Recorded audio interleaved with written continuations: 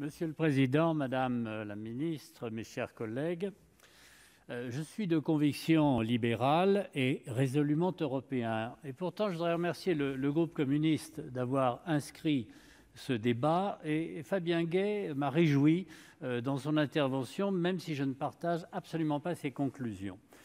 Force est de reconnaître que dans ce débat, Madame le ministre, vous avez une énorme responsabilité, une charge, une belle charge, non pas une culpabilité, une responsabilité. Pourquoi ? Parce que vous allez avoir à combattre la Commission européenne. Et franchement, en 5 minutes, je ne parlerai que d'un seul sujet, qui est en effet l'avenir de l'énergie électrique nucléaire.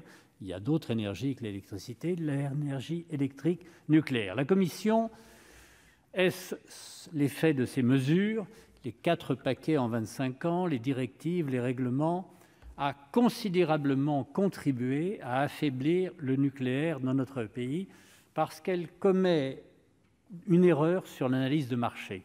Pour qu'il y ait une rencontre d'une offre et d'une demande, il faut pouvoir équilibrer, il faut pouvoir stocker. L'électricité ne se stocke pas, vous l'avez rappelé. L'électricité se transporte mal. Mais surtout, et c'est le troisième point que méconnaît complètement la Commission, c'est que l'électricité, la production électrique est devenue le résultat de choix politiques.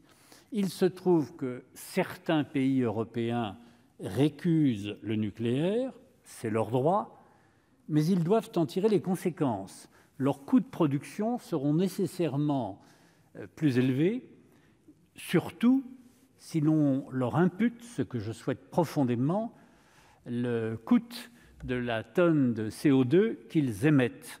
La nature les a dotés pour nos voisins allemands de charbon, de lignite, mais ce n'est pas une raison pour qu'ils soutiennent la Commission afin d'affaiblir un nucléaire français qui, lui, a l'immense mérite de nous apporter l'indépendance, c'est une nécessité absolue, de nous apporter une réponse écologique pour l'énergie électrique, pas de carbone, qui nous permet d'avoir, en situation d'équilibre de long terme, une électricité moins chère, les orateurs l'ont souligné, et qui enfin introduit un soutien de l'énergie électrique nucléaire à un secteur de recherche scientifique, technologique, industrielle, plus de 200 000 salariés, qui nous place en position de podium, médaille d'argent, médaille d'or, médaille de bronze au plan international, dans une compétition où nous n'avons pas toujours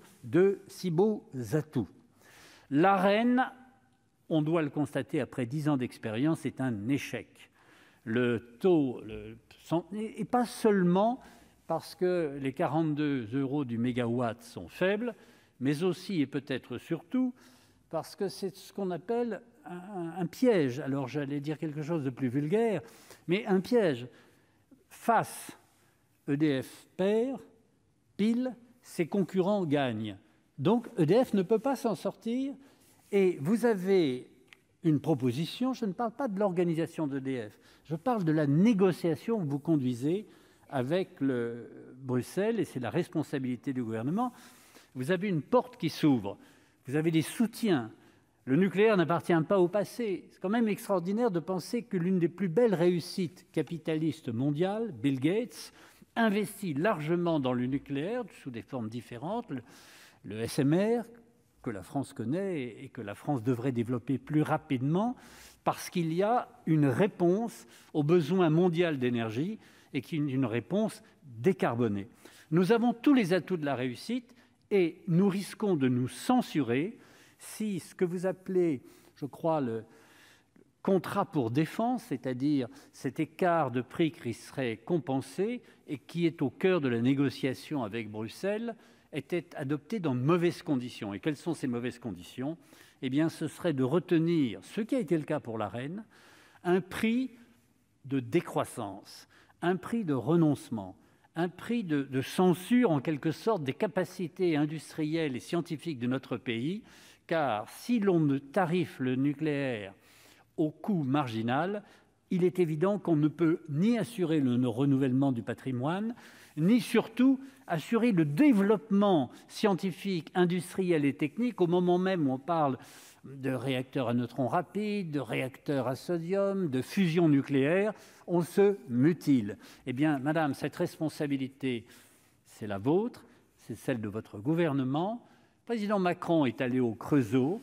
Il a découvert que le nucléaire n'était pas le complément du renouvelable, mais la condition du renouvelable. Il n'y aura pas de renouvelable et il n'y aura pas d'électricité décarbonée sans le nucléaire. Il vous appartient d'avoir le meilleur accord. Et que ferez-vous si vous ne l'obtenez pas ?